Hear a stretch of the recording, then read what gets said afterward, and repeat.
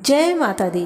प्रिय श्रोताओं, आज हम सुनेंगे गुप्त नवरात्रि की वो रहस्यमयी और दिव्य पौराणिक कथा जो साधकों को अलौकिक शक्ति से भर देती है।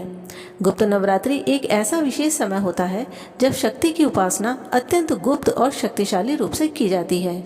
ये नवरात्रि साल में 2 बार आती हैं, एक माघ माह में और दूसरी आषाढ़ माह में। इस समय देवी दुर्गा की 10 महाविद्याओं की साधना की जाती है, इसीलिए इसे गुप्त नवरात्रि कहा जाता है। आइए कथा प्रारंभ करते हैं। पुराणों के अनुसार एक समय की बात है, प्रख्यात तपस्वी राजा विश्वामित्र महर्षि वशिष्ठ की सिद्धियों से प्रभावित हो गए। उन्हें लगा यदि संसार को वास्तव में प्रभावित करना है तो उन्हें महर्षि वशिष्ठ से भी बड़ा योगी बनना होगा। राजा विश्वामित्र ने इसके लिए कठोर तपस्या की। वर्षों तक उन्होंने अपना सारा सुख और आराम त्याग दिया, गहन वन में योग साधना की, लेकिन फिर भी उन्हें वो सिद्धियां प्राप्त न हो सकी जिसकी उन्हें आकांक्षा थी। इस बात से वो चिंतित हो उठे। उन्होंने देव ऋषि नारद से पूछा, हे मुनिवर, मैंने इतनी कठोर तपस्या की, फिर भी मुझे सर्वश्रेष्ठ महर्षि की सिद्धि क्यों नहीं मिली? देव ऋषि मुस्कुराए और बोले, हे राजन, तुमने तप तो किया है पर माँ भगवती की गुप्त आराधना नहीं की। जब तक साधक गुप्त नवरात्रि में माँ की महाविद्याओं का आवाहन नहीं करता तब तक उसे पूर्ण सिद्धि नहीं मिलती। ऐसा सुन राजा विश्वामित्र ने पूछा, हे मुनि श्रेष्ठ, माँ भगवती की गुप्त आराधना क्या है? इसे मैं किस प्रकार कर सकता हूँ और इसको करने से क्या लाभ है? कृपया इसके विषय में मुझे विस्तार से बतलाइए। तब नारद जी ने कहा, हे राजन, गुप्त नवरात्रि में 10 महाविद्याओं की पूजा की जाती है जो साधक को अलौकिक ज्ञान और शक्ति प्रदान करती है। वो आदि पराशक्ति सर्वोच्च ब्रह्मांडीय शक्ति हैं जो संपूर्ण सृष्टि की मूल स्रोत हैं। वो दिव्य स्त्री ऊर्जा का स्वरूप है जो इस ब्रह्मांड का पोषण और संचालन करती हैं। धर्म की रक्षा करने और संसार में संतुलन स्थापित करने के लिए ये दुर्गा और काली सहित अनेक रूपों में प्रकट होती हैं।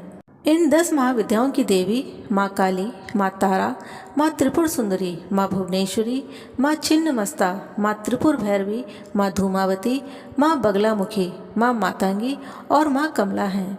जब तक इन देवियों का आशीर्वाद तुम्हें प्राप्त नहीं होगा तब तक तुम अपने ज्ञान और विद्याओं के शीर्ष पर नहीं पहुँच सकते। ऐसा सुन राजा विश्वामित्र को जैसे राह मिल गई। उन्होंने आषाढ़ माह की गुप्त नवरात्रि में एकांत कुटिया में प्रवेश किया। उन्होंने 10 महाविद्याओं की विधि पूर्वक साधना की। काली जो काल का विनाश करती हैं, तारा जो संकट में तारणी बनती हैं, त्रिपुर सुंदरी जो सौंदर्य और ब्रह्म ज्ञान का प्रतीक हैं, और इसी प्रकार अन्य महाविद्याओं की साधना करते हुए वे अंततः माँ भगवती को प्रसन्न करने में सफल हुए। माँ भगवती ने प्रसन्न होकर कहा, वत्स, तुमने गुप्त नवरात्रि में मेरा गुप्त रूप से स्मरण किया है। मैं तुम्हें ब्रह्म ऋषि का पद प्रदान करती हूँ। तुम्हारा नाम युगों युगों तक पूजनीय रहेगा। और तब से गुप्त नवरात्रि साधना की महिमा तीनों लोकों में फैल गई। ये नवरात्रि केवल बाहरी आडंबर ही नहीं बल्कि आंतरिक जागरण और गहन साधना का प्रतीक है। ऐसा माना जाता है कि गुप्त नवरात्रि में साधना करने से प्रत्यक्ष फल मिलता है। ऋषि विश्वामित्र ने गुप्त नवरात्रि में 10 महाविद्याओं की साधना करके अद्भुत शक्तियाँ प्राप्त की थीं। उनकी शक्तियाँ इतनी प्रबल हो गई थीं कि उन्होंने एक नए संसार का निर्माण कर दिया था। यदि आप भी अपने जीवन में सिद्धि, शक्ति और शांति चाहते हैं तो गुप्त नवरात्रि में माँ भगवती की गुप्त साधना करें। माँ की कृपा से कोई भी कार्य असंभव नहीं रहेगा।